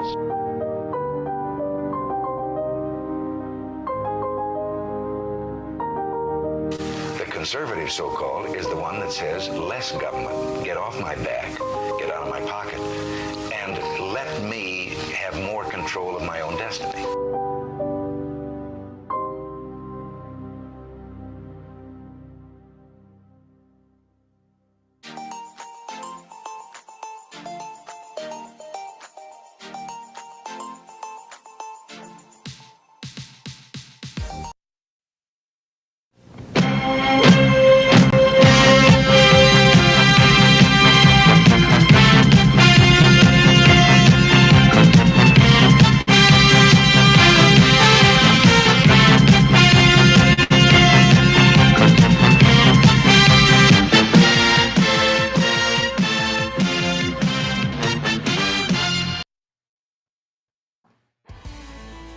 Good morning. Rise in freedom. I'm Austin Petersen. You're watching and listening to the Wake Up America show on the For Liberty Network. Have you guys been enjoying the show today? Oh, wow. That much, huh? Well, then I suggest you click the like button to show how much you like us. And if today's your first time watching the Wake Up America show, click the follow button underneath the stream as well. That way you're going to get a notification whenever we go live, which is every Monday through Friday, 7 to 9 a.m. Central Time. But I'm not the only one. Remember when that senator, if you just were seeing, the senator was yelling at me? She's like, if you're not a part of a real news organization, then you can't record me. Well, it's a real news organization. It's the For Liberty Network, baby, which means me, the Wake Up America show. Then Tuesdays and Thursdays, we got Culturama, and Thursday nights, Culturama and Liberty Tonight. How come you're not watching those shows? Well, you're crazy if you're missing out on these shows. Brand new, awesome, liberty-loving content. Culturama's Daniela Pensack joins us every Thursday at 8:30 a.m. Central Time. She's the host with the most, and we're glad to have her here on the show. Daniela, nice to see you, Miss Pensack. Hello, Austin. It's always a pleasure to be on here on Thursdays. Thank you for having me here today. The Thursdays are very thirsty. Well, I'm very thirsty, so let me just take a drink of my Gulf of America. My delicious Gulf of America tumbler. Yes, very refreshing. And we also have some excellent Gulf of America merch in the Culturama collection, which I hope people will check out at forlibertyshop.com. But most importantly, watch Daniela's show. Tuesdays and Thursday nights, set an appointment on your calendar, on your mobile device, Google Calendar, whatever it is that you do, you write it down. Tuesdays and Thursdays, 7 p.m. Central Time, rumble.com/Culturama. Daniela Pensack, you get to watch her show. She's a podcaster. And we get to talk about big news stories like this. JD Vance has a relative. I bet they didn't know that that was his relative before they decided to screw with her. A 12-year-old Indiana girl has been barred from a spot on a heart transplant list because she's not been vaccinated against COVID-19 and the flu. Daniela, will they ever learn? I don't think they will, Austin. But yes, the Cincinnati Children's Hospital has said that they're barring Adeline, which is a girl's name, from, I believe she's 12 years old, from getting any heart surgery. She has a very abnormal heart condition which requires surgery, and her adoptive parents, who are distant relatives of JD Vance, well, they are relatives of JD Vance. This girl's a distant relative. She was actually adopted from China, which is, when I saw the story, I'm like, she doesn't look like she's related to JD Vance until I read the story. I was confused. I was like, but hey, you know what? I was confused for a moment. My little sister doesn't look like me. We adopted her. She's Hispanic, right? Yeah. You know, and it's always the Christian families that are adopting the kids, Yes. the diverse kids, and seem like you never see the diverse families adopting the white kids or kids of different ethnicities. It's interesting. Yeah, it's interesting how that works, right? Yeah. But that family, the article stated that they have 11 children, so I'm assuming that they adopted even more, unless she just happened to be the 11th one that was adopted. And anyways, they're just really busy. But yes, she has this abnormal heart condition. They knew for years that she was needing this heart condition. And as far as we are aware, the Cincinnati Children's Hospital could have even placed her on a list to have it. And then all of a sudden they can't give her this surgery. They refuse to because she is not vaccinated, particularly against COVID. And according to the hospital, this is due to their policies, considering they don't want people to obtain an infection after the surgery. And so they're aware, I think, of any liabilities falling after that. But the parents of the child have said that they are willing to undergo the risks, but this heart surgery is very much needed to save her life. So it's a very unfortunate circumstance for everyone involved, but particularly the families. And interesting how, I don't know if JD Vance has had a response to this yet. I'm sure he has, but it is very interesting that yes, the hospital and probably even other hospitals just still haven't learned from this. They're gonna learn today because Because here's the thing, you know, I'm a veteran. Despite what the senator who was yelling at me in the hearing yesterday understands, is I am a news veteran. And the way that they framed this story, JD Vance's 12-year-old relative, that's deliberate because it is a distant relative, right? So what happens is that they found out after. See, I guarantee you that this is how it went down. The hospital denied it. They didn't know that she was a distant relative of JD Vance. The parents, like, they got wind of it, and they're not the type of people to take things lying down, right? And so they decided that they would tell this, went to the press, and the press, seeing the opportunity to make their enemies suffer, at least the New York Post, which, if you don't know anything about New York Post, it was founded literally by Alexander Hamilton as a newspaper to smear Thomas Jefferson for the express purpose, right? Back in the old 1700s days. So the New York Post is actually a right-leaning, conservative New York Republican. New York conservative Republicans are different from the rest of the country's conservative Republicans, as you might understand. They're a little bit more dirty. There's a little bit more salacious. They're a little bit more loudmouth, foul-mouthed. If you know any New York City Republicans, as I do, right? They're not like conservative Republicans as we understand the genteel Southern version of conservatism. Who, you know, we don't curse in the tradition, the Anglo-Protestant tradition, and we don't drink and we don't have sex before marriage. But that's another conversation. JD Vance's 12-year-old relative denied heart transplant because she's unvaccinated is a story meant to inflame the public, and it will do so perfectly. And I wouldn't want to be one of those hospital administrators at this point, whoever it was that pulled this shit, because now you're playing with power. JD Vance is very much of the opinion that if you have political power, you should use it. I imagine he will use it. Do you imagine as well, Daniela? I bet you can imagine a lot of things. Yes, and right now is not the best time for the administrators of the hospital to make this stance, especially considering that we have, you could say, quote, our people in office, and there have been major sweeping changes happening, nationwide since they've gotten into office, and particularly JD Vance. So, and just all around, culturally, socially, however you want to put it, politically, a lot of conservatives and Republicans, I would say, are very emboldened right now, not just in terms of policy making or influencing policies, but also in terms of just the culture and like having control over the narrative and the situation and the conversation. And so I think you're absolutely right with the New York Post, the way they framed this, and I'm sure other media outlets that have come out with the story, because I've seen a couple that are leaning more conservatives. They're taking this bull by their horns, and I think they're really trying to, I guess you're right, like cause an incendiary reaction. But I think now is the time to do it, because liberals, Democrats, or any of the administrators that were once in control, especially leading towards, the pandemic and the lockdowns and the type of policies that we had to endure at that time, they're definitely not on the winning side right now. And I think they're losing a lot of their platforms and their sources or their feeling of control that they have for so long. Well, it's like, listen, I mean, flu vaccines, COVID vaccines, the information about the vaccines is publicly available. We all know that when it comes to a flu shot, for example, that the flu varies. There's multiple different variants of the flu, right? And the ability for it to defend against an infection is like maybe 1 in 3 odds, right? Is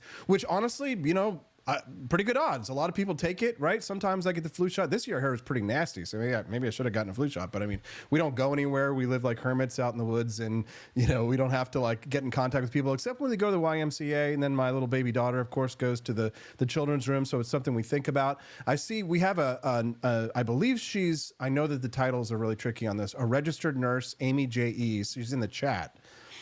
And, there are rules surrounding, who can do certain things if you have a flu shot versus don't have a flu shot. My wife, who is now, she's a licensed therapist, but she worked in a hospital for a number of years.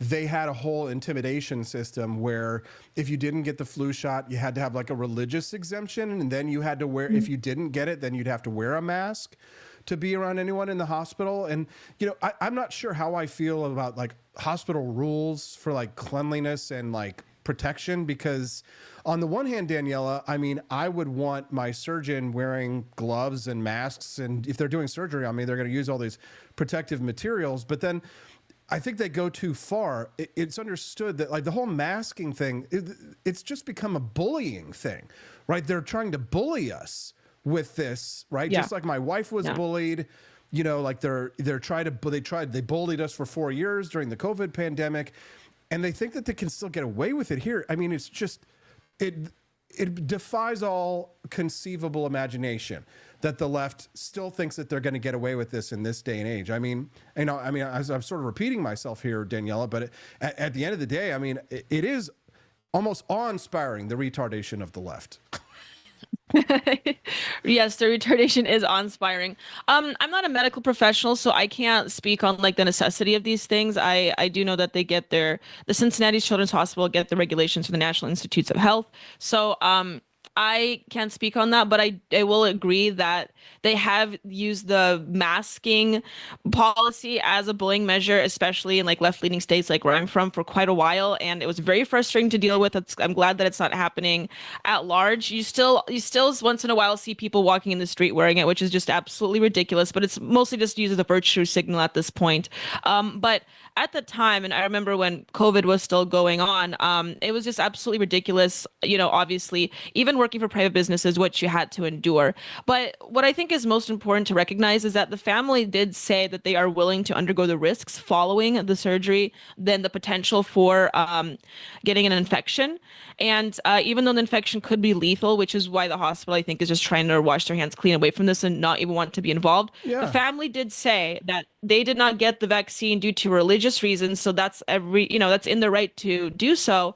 And then on top of that, they still should be able to have access to the hospital so they can even get the surgery that they need. So you should be able to have both in this world. Yeah. And if they said that they're fully willing to take on the responsibility of the infection, then they should be able to do that. And that's where I stand on this issue. Yeah, but here's the thing, and I'm just trying to play devil's advocate on this one. You can kind of understand where the hospital is coming from, and from the perspective of, that only a limited amount of people can get these transplants. It's not like, it's not legal to sell your organs because we don't live in a libertarian world, but so the transplant list is artificially short, right? So they say to themselves, we need a protocol if we're going to give a very, very, scarce resource to someone.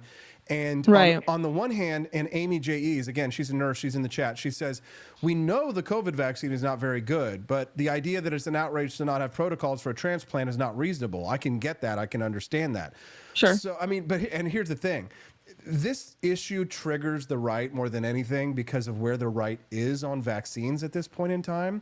It's like all of the people who have social clout on the right, they are all like pretty much anti-vaccine. Not all, but most of them. But of course, the Republican base, I would argue, even if many of them are like, if they're not socially active or politically active, they probably got the shot. They probably got the COVID vaccine shot, and they probably don't necessarily share the views of like Tucker Carlson or, you know, whoever it is when it comes to vaccines, because, you know, RFK Jr. standing by to get confirmed, you know, literally vaccines have consumed the conversation. In many ways on the right. I'm not saying it's everything, but it is very much an important part of it. We're going to look back in history at the conversation around vaccines and what should be mandatory and what should be not, and what medicine was and what science was.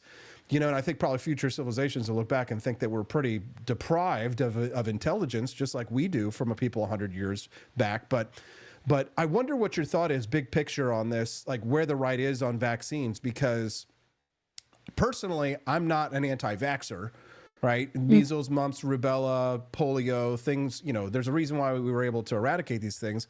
But I'm anti-COVID vax because I think it's ineffective from what I understand from healthcare professionals.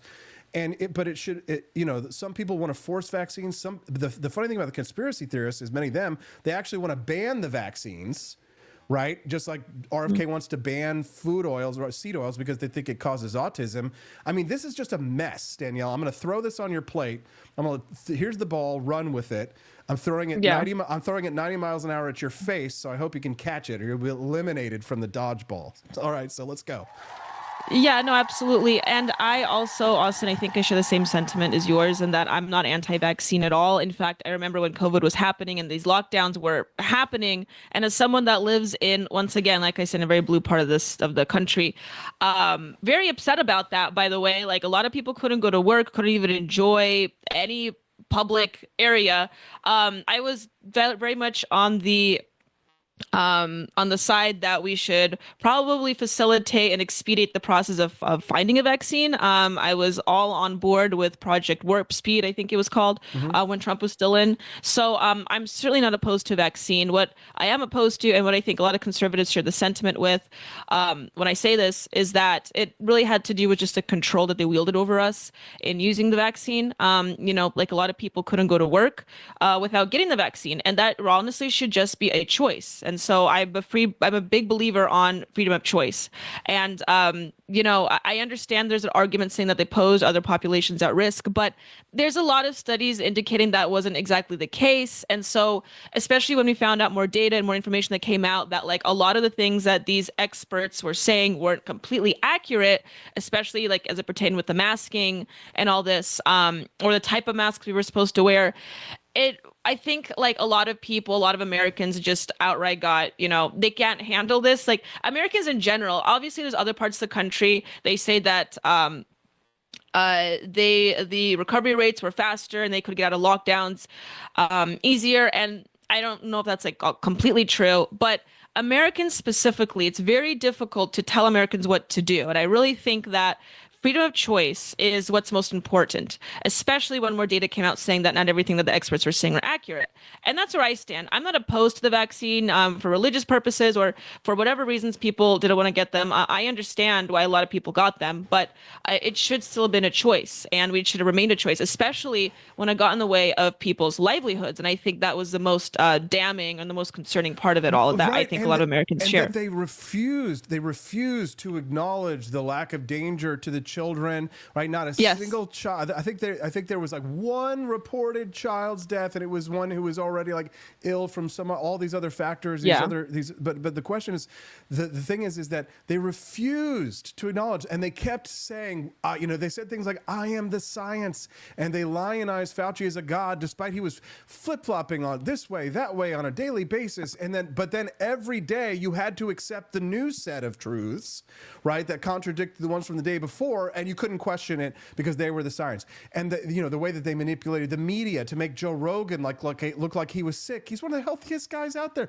And it's like the people who were getting sick, they weren't dying. I tell you, some people died. They died because they were put on ventilators, and they shouldn't have been. And because it was the ventilators that they never get off of. There's some weird causation correlation situation happening with the ventilators, and you know, people who go onto them tend to not come off of them. But the thing is that the way that they were constantly lying to our face every day, you know, the Wuhan Institute for Virology, it was so obvious. It was staring at our face, and our own intelligence agencies participated in this, right? They aided and abetted the lie. I mean, we had to get Trump elected to get the CIA to admit it was from the freaking lab.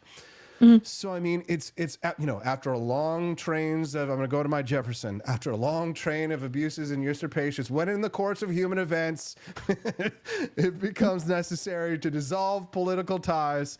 I mean, Trump's election is nothing short of a revolution. It may be a mini revolution, but it is a revolution, or maybe more of something of a rebellion, because he's not been a member of the political establishment. He is not normal. And so, and in many ways, God, I know the national populists and conservatives get pissed when I say this, but he's pretty damn libertarian. You know, what's interesting to me, Daniela, is that I get lectured by the NatCons, the national conservatives, quite frequently. They love to, you know, talk down to me as a libertarian and stuff. And they're like, oh, libertarianism can't win. Libertarianism isn't good. These tariffs are bad and stuff. But like Trump keeps enacting, they keep saying libertarianism's stupid, it's gay, it's law libertarianism, but it's like he keeps doing libertarian shit. I'm like, what are you guys talking about? Like, they should be pissed at Trump, because it seems it's like the things that he is doing, it's not conservative. It's not conservative at all. There's nothing conservative about Donald Trump. Not killing babies, maybe, but even that is like, you know, he's a little squishy on. And then there's the transgender issue, but even that, he's friends with Caitlyn Jenner. So, I mean, where's the national conservative victory? It looks like libertarianism on almost all fronts. But even the tariffs, Daniela, he threatens the tariffs and then he drops them. So if the tariffs are a good thing, why aren't they enacted? Oh, you like the tariffs so much? Why did you drop them? Why not just do it? They dropped the tariffs. We keep racking up libertarian wins, but the right doesn't seem to acknowledge that, because they just, I don't know. It's fad politics, Daniela. It's all fad politics. It's all fad politics. And hey, this is how I felt about Trump since the very beginning. I know he's a quite unsavory individual, and even initially in 2016, I don't really care for him, but I still voted for him because I saw the necessity that the conservative and libertarian movements needed at the time, which was him, because he is interestingly a very polarizing but a very popular figure and a very mobilizing figure. And so I've seen that from the beginning. And seeing his second time around, I'm quite pleased to see what he has managed to accomplish so far, and I'm really excited to see what he will accomplish. I suppose perhaps the American expansionism, which we're seeing a bit of. I think we with his comments concerning Greenland and Panama, I guess it can be construed as a more like national conservative, considering that how they were like he's the going biggest for like more of an isolationists. American. But they were they're isolationists, and that's like neocon shit. Perhaps. I guess it just depends on how, because you could be construed that libertarians are more isolationist and not as expansionary. So that's like the American exceptionalism and patriotism, I don't think is necessarily like either just libertarian or conservative. But I think the expansionism is the only aspect that you can construe as being more nationalistic. But really, other than that, I would agree with you that a lot of his positions are just veering more on the libertarian side. And I think that's an ultimate win. And I think a lot of conservatives that are naysayers against libertarians should be a little thoughtful about that, because I would agree with you. Yeah. And I mean, not all libertarians are divided on like the immigration question in many ways. And, that's such a difficult topic with so many different layers. But the question is, should people legally enter the United States as opposed to illegally? Yes. Right. And so I really don't think it's, at this time, I don't know that it's really even a debate. I think it's just a matter of a question of getting the border secured and then having debate about like what are the proper protocols for importing people from places around the world. But at the top of all of this lies the irony of the African American at the head of the Department of Government Efficiency, and the fact that a foreigner, quote unquote, an immigrant, is the one who's firing all these natural-born American citizens who are federal bureaucrats. Sometimes, isn't that funny though, Daniela? Because there was a headline. There was a headline that came out that I thought was delicious in its irony. that the Trump administration had to forego hiring, I think it was like a Turkish American immigrant to do some of the layoffs, the federal layoffs, because it would be unsavory looking to hire an immigrant to fire natural-born American citizens from the federal government. So I guess the question is, does the populist right, who does the populist right despise more, feds or immigrants? Right? That's a really good question. Yeah, that's a really good question. I don't know. I feel like it's a 50-50 split at this point. I don't know. It's the feds. You got to hate the feds more because it's if you don't have the feds, you don't have those problems with the immigrants. But at the end of the day, Daniela, I mean, it's just every day I feel like just a victory and somewhat of a personal victory, right? I've played a tiny part. I was a delegate for Trump, and I have not voted for a winning Republican presidential candidate since 2000. So for 25 years, wow. 25 years, Daniela, I voted in the wilderness for all the losing candidates.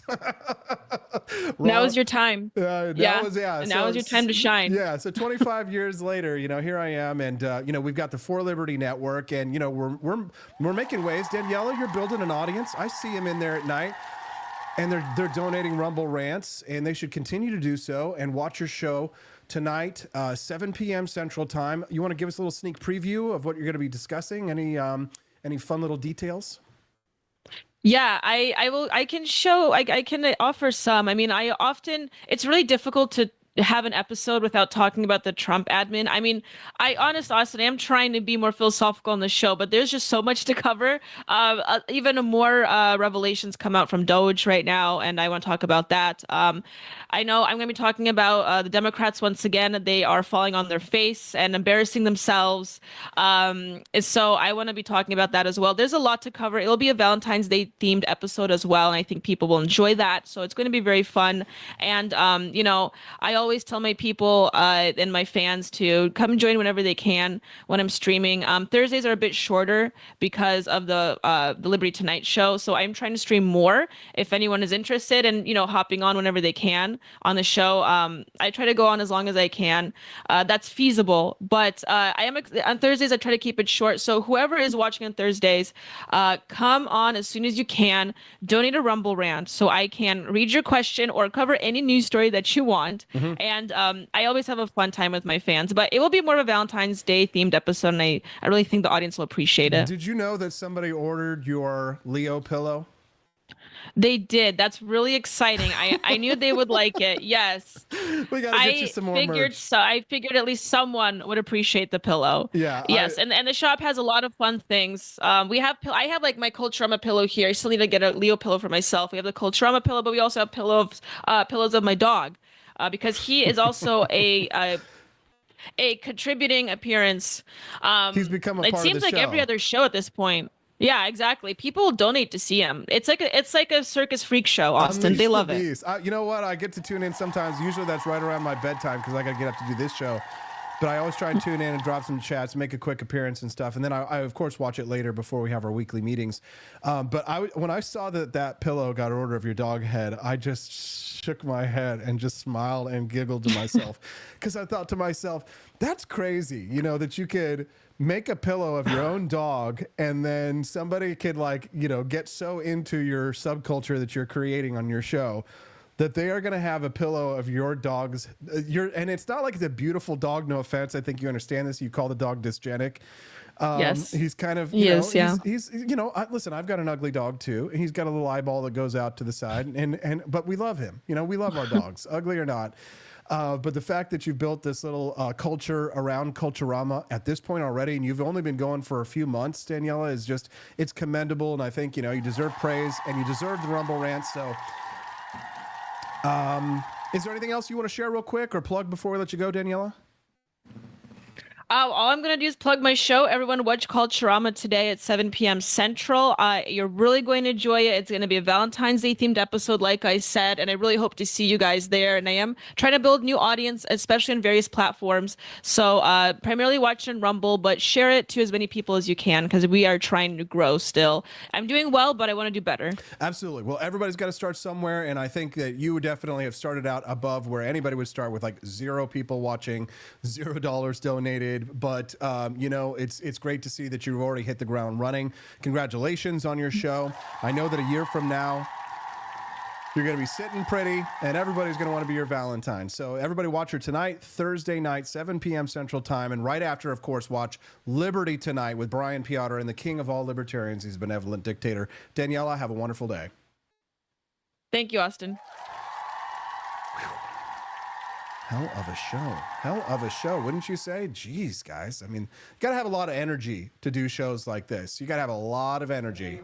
With the numbers of those students who have been able to accept those ESA scholarships, please do not place that video on any public servant, public anything. You can videotape me. We've already had a legal hearing, but I have my own personal ability to control my person. And I do not want that on any social media service, on any public service, unless you are a verified news organization that has a license or a approval from this Senate. And I don't think you have that. License? And I am a lawyer and I do like to sue. So do not use my image on anything public. Not one thing. Not your Facebook, not your Twitter, X, whatever you have, unless you are a news media organization, you cannot use my image. Sorry, Senator.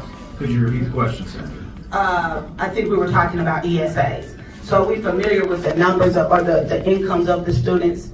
You got about 6 seconds to videotape me and then you gotta stop.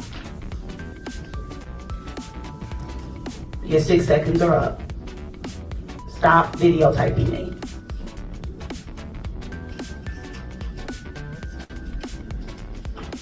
Sir, stop videotaping me,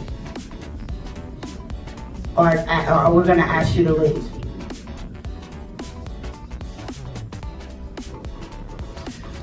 Senator, I think you asked me earlier about the numbers. This is more than just a show. It's more than just a network. It's civic activism. I've been in the fight for 20 years. You think that I'm going to stand down? I've run for president of the United States. You think I'm going to stand down and stop recording just because my public servant deigns to tell me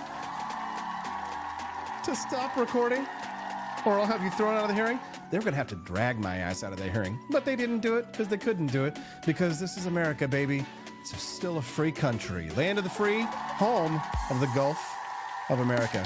As you exit through the Grift Shop. Yay! Everybody go to the Grift Shop at forlibertyshop.com and support civic activism. Support your boy AP. Get yourself a delicious a mug of Gulf of America with Gulf of America printed on it. Grab a box of Founding Flavors coffee. Here's what you do. You get your mug, you get your coffee. You make an iced coffee. It's delicious. You need it to stay cold? No problem. Very nice thermal insulation in this.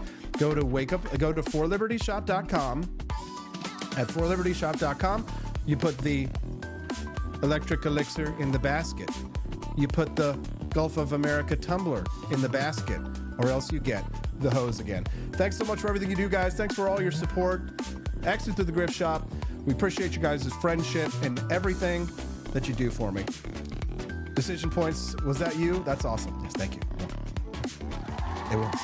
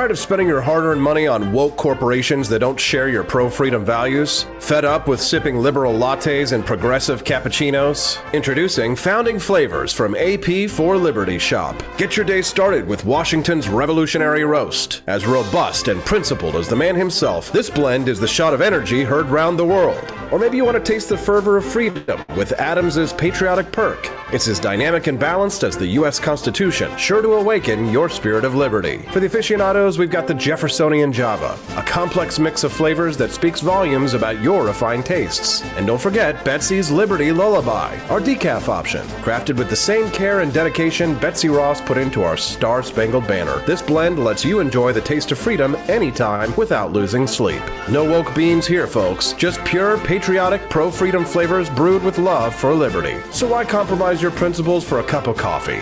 Stand up for your values, perk up your patriotism, and start your day the American way. Get your Founding Flavors at apforlibertyshop.com.